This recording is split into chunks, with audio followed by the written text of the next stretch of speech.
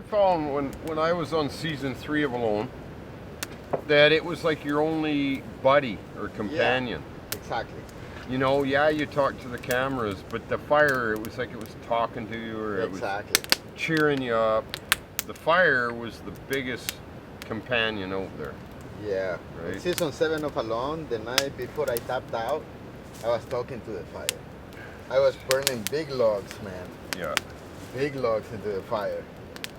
And I was asking the fire questions. And what was its answer? When I say, is it time to go? The fire would blow up. The night before, it was crazy. I lost the fire. So you took that as time to go? Yeah. The fire told me, and the fire got me out when my shelter burned. Right. So it was big connection with the fire that one time as season 7. Huh.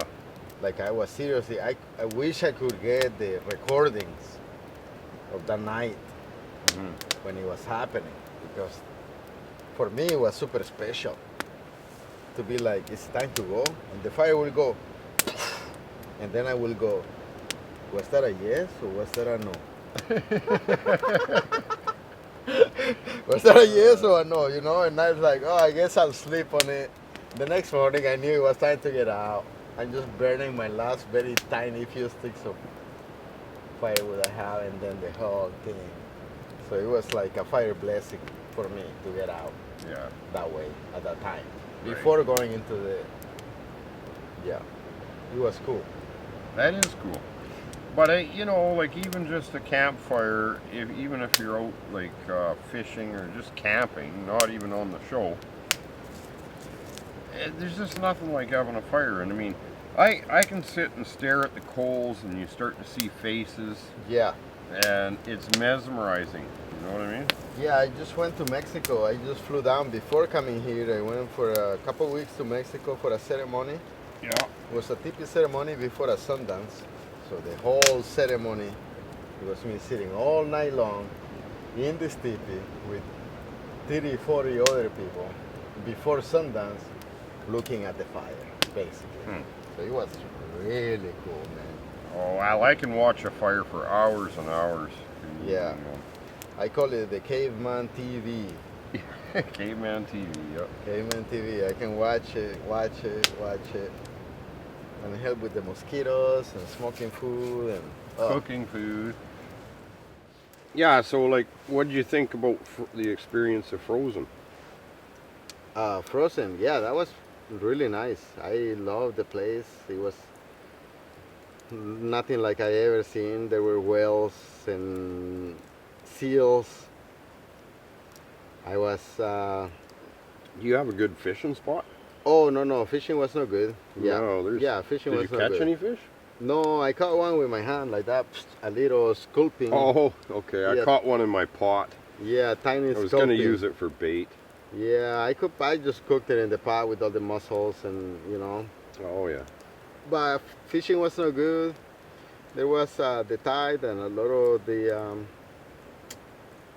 the seaweed I had, and the seals were eating a lot of it. It was tough. It was like in here where the tide will, big difference in tide levels, you know. Yeah, I mean, no huge like in here. I think I had a little less tide difference, and of course less waves because it was kind of like a bay-ish. You were in a bay. Yeah, I was in a bay too. There wasn't a lot of waves, but still wasn't really fishable because it was just full of seaweed and it was shallow. You could never. It was just endless bed of seaweed. Yeah, couldn't there was really a lot of seaweed. Yeah, I ate a couple potfuls of seaweed. Right. Yeah. Guess what I ate? What did you eat? Mussels? Mussels. Mussels the whole time. Spruce needle tea. Oh no, I was able to hunt a bird and a couple of bunnies. I did at least had that. And sure enough, I lost a ptarmigan, man. Yeah, you hit it, but it got away, or what? Yeah, man, I couldn't believe he was flying with my 30-inch arrow on him. He flew away with your arrow? With the whole arrow stuck on him halfway, and he was flying with it. It was like Superman ptarmigan, man. You're kidding. No, man, it's on the video. It's on. If you slow down the Alone Frozen videos, you can see the bird flying with a full arrow stuck into him like that. That is unreal. He was insane. No, he was insane. But I found him later. Yeah. Yeah, and I just tried to use it for bait because he was so past, you know. Yeah, it so wasn't rotten. safe to eat. Yeah. Because I had a couple warm days before I found it. So it was a neat experience, though. Hey? Oh, it was cool. Yeah. It was so nice. Yeah, anytime they call to do a show, it's kind of flattering in a way because they respect you as far as your skills and this and that, which I liked. But yeah, I mean, you already proven yourself out there. Yeah. You spend enough time to show them that you really mean business, kind of thing, you know. So it's all a part of who are they looking for, and if you fit that and you got the skills to do it, then you're on that, you know. It's pretty cool, man. It's really cool because it's got to be the right fit. Yeah. No, otherwise everybody would be alone there, you know. It's only a select group of people. Yeah. If it was easy, everybody would be on it, you know, doing it. Yeah. For sure. But no, it was like neat experience, man. Yeah, I liked it. I had fun. I didn't stick around long, but I right. wasn't gonna suffer like I did last time. That's just. And I was having these anxiety attacks, so. Yeah. And I think it was lack of food, but just knowing that it wasn't going to get better, and also it was like a PDS or whatever, like PTSD. Yes. PTSD. Yeah. Exactly, because then it was just I was getting these anxieties. I know everything. Flashbacks of Patagonia and how bad it was. Yeah. No, that's totally what it is, because I can tell you something about me. I grew up in El Salvador in the time of civil war, bombings, where my city got bombed. It was really heavy, so the body remembers trauma. Right. And of course, if your body remembers the trauma you put it through in the previous Alone season, and these people building up so we can relieve that trauma. It's part of you know, it's like, it's not that simple. No. There is a lot of psychology. But, you know, I didn't expect that. I thought that, okay, I did good mentally first time. But then the suffering at the end, and then when I got out there, as it turns out, I wasn't prepared for the mental aspect this time. This time it was different, and I bet you if we talk to it was like a flashback of, Yeah, exactly. If we talk to a lot of the people in Frozen, I bet you we can get some similar kind of feelings where it's like, no, different this time around. Yeah, it was, wasn't it? Yeah. Totally different this time because, yeah. It's just totally different. It's more traumatizing the second time. Yeah. Mentally. Different environment. Yeah. Yeah, different environment. But the suffering, your body, like you say, remembers. Your body remembers the trauma, and that's the post-traumatic stress disorder, PTSD. Yeah. And that's what it is. Yeah. After the trauma, your body remembers the stress it went through. So it's your brain telling you, no, you want to be alive. You don't want to go through come out of it. Yeah, and like physically I was willing, but this time it was my brain saying no. Yeah. The first time my body said no, and the brain wanted to go. Yeah, exactly. Now this time it was the opposite. So weird. Oh, I know. So weird how that happened, yeah.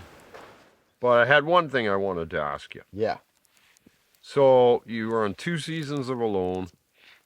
What's your most memorable moment on either season, or most unique thing, whatever, greatest experience? So I'm trying to think about it, because when I think about it, Okay, you think about it and I'll tell you something unique that happened to me in Patagonia.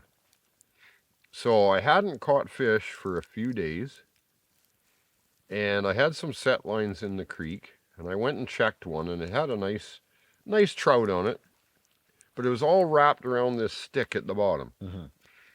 And I was trying to get a stick, but it was wrapped around so many times. And eventually what happened was the fish broke my line and swam upstream gone, okay? So I thought, man alive, I was so desperate. And I mean, so I prayed, I mean, man, just give me a fish today. I just need a fish. This is getting so bad. I mean, it was like days. And so I went upstream further with my hand line, found a worm, and within about half an hour, I caught the biggest fish I had ever caught on the whole thing The in whole the creek. trip. The whole trip, okay? So, Yeah. and it didn't just end there. I was so grateful just to have that biggest fish of the whole adventure. But then I came back and I was going to reset my set line at the same spot where I lost that fish that got tangled. Mm-hmm. And there was this huge log that went across the creek. And it was kind of about this far, about a foot in the creek water, but it was like 4 feet above. It was a big tree. Mm-hmm. And that's what I used to walk across the creek. Mm-hmm. But anyway, so I come back and I'm going to set my night line again. And what do you know? But this fish that broke the line was sitting there floating upside down against the log. I got my fish that broke the line, went upstream back. That's the one And you my asked hook. for. Yeah. And not only that, I got my hook back, everything. The hook. Whoa. So it went upstream, died, came and got jammed against the log that I was setting my lines on. Amazing. Isn't that something? Yeah. Amazing, So man. yeah. So yeah, Good that gave me stuff, an though. opportunity. Yeah. Yeah. I just got back from my hunt for the last day of fishing and hunting, and this question is really, yeah, because now that you mention your intention, how do you manifest the fish when you ask for it? You're like, please, I just need a fish today to get going. So the same way, I feel like in my season 7 was so special for me in so many different ways, from the beginning to the end. At the beginning, before even going to the trip, my buddy Matt and I were discussing how people were finding barrels. You know, the fueling barrels for the Oh, yeah. planes, Like- for the Like 45-gallon drums. And big one. Yeah, Okay. somebody found this and they're using it to try to make a boat. oh, yeah. Yeah, Yeah. and then somebody finds it and like, well, that's a big barrel. I can't take it. You know, we thought about a small barrel. What if it's a small barrel instead of a big one? Then like I can use it for like a stove, like a rocket stove. Mhm.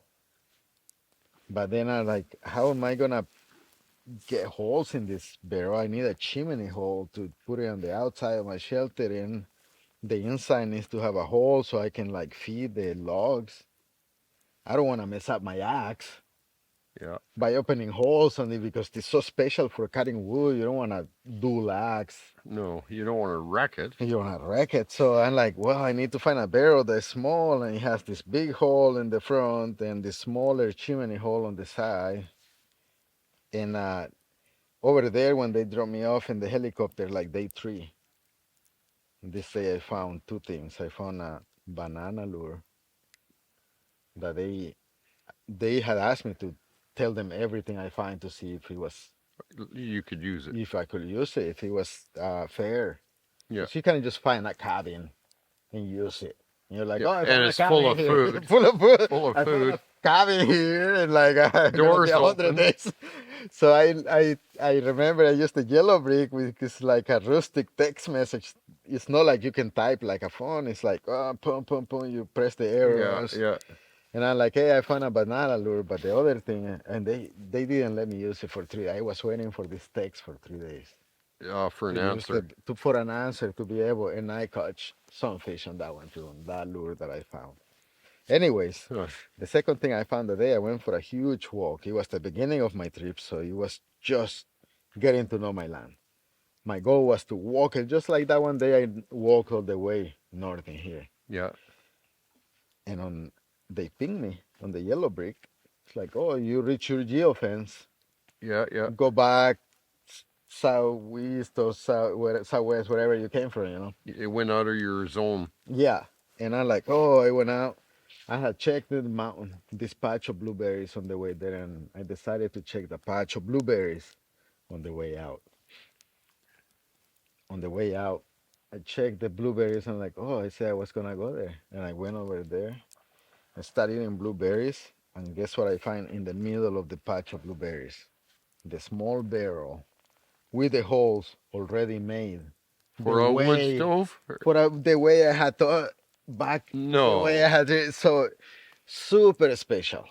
Special Yeah, things like and that. and you know when you think about that, you think to yourself, somebody must have done this for you. Manifesting, You know? yeah, it's like, am I in the Truman Show where there is this whole world of people out there filming you and make, like the movie, like, Yeah, yeah, yeah. yeah, like, oh, drop the owls, you know, or this is you manifesting these things because you have thought so hard about this.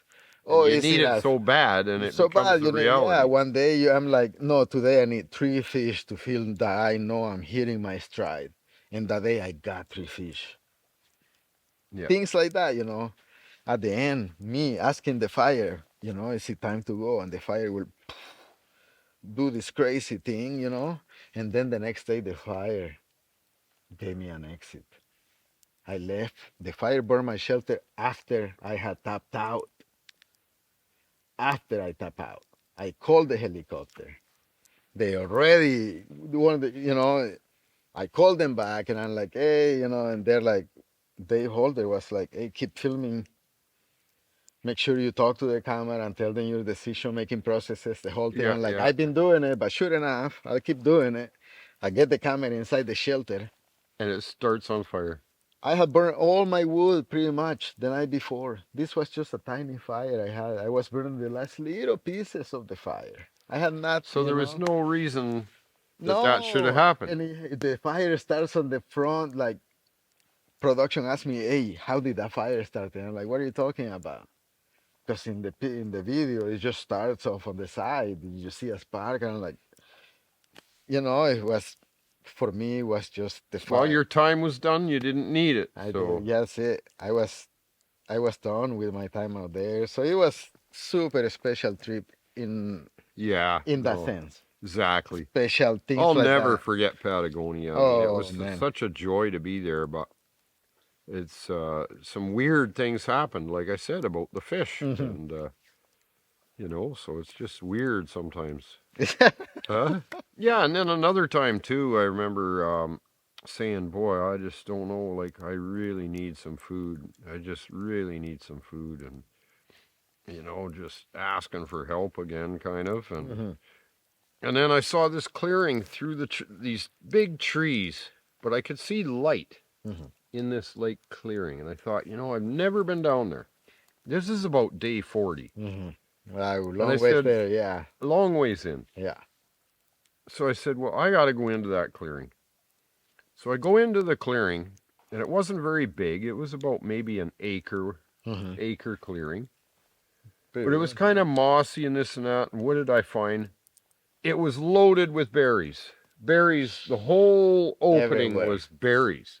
I picked, for the next 2 or 3 days, I picked berries nonstop, and it gave me energy. Energy. Yeah, I that's had big that energy. energy. Yeah. So yeah, I must have got 50 pounds of berries out of there.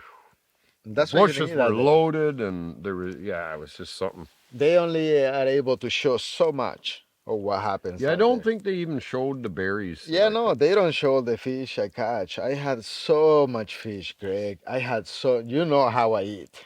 And I Uh, see how you fish, I so I was know he's not lying about all the fish.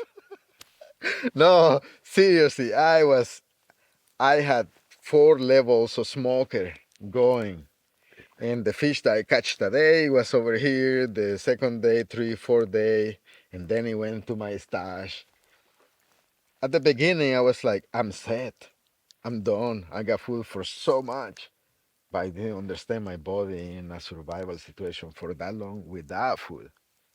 Oh, just fish. Oh, Yeah, yeah. yeah, just fish. Yeah, your body goes through ketosis. Yeah, So you're just living in the fat and protein that you're putting in.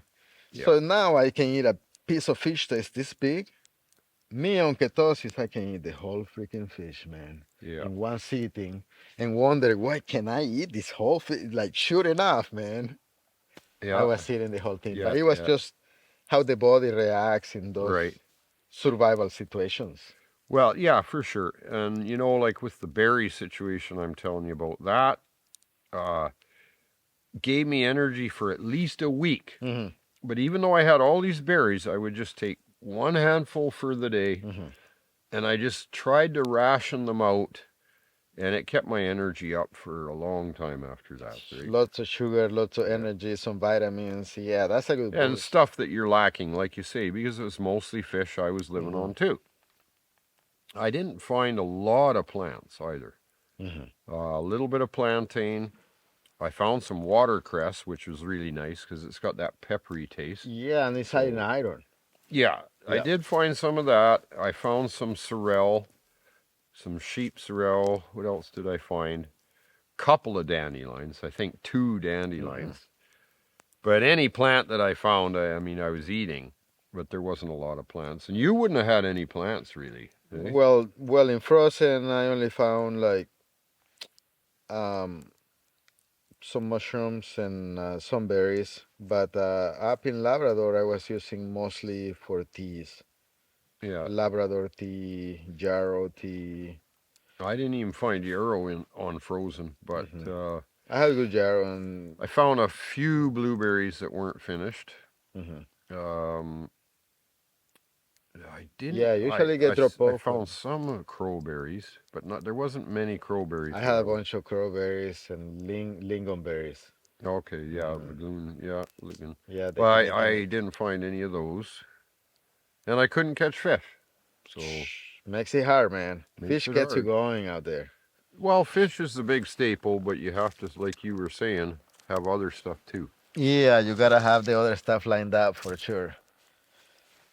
No, it was yeah, quite the adventure, man. It's Yeah, it was, unmatchable and for this me. was too.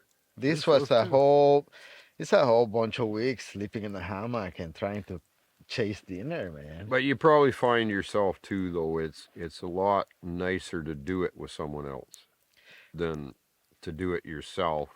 You Yeah, don't have the lonely feeling, or exactly. which makes it quite a bit more enjoyable in a way. Yeah, exactly. You get to share the experience. Exactly. You got Yeah. somebody there to share all the adventure and experience with. That's what I liked about this, was just all the little things we did together and shared, And we'll be able to see them, yeah, and because now, yeah, we get to see them on YouTube. yeah. Right on. That's going to be cool.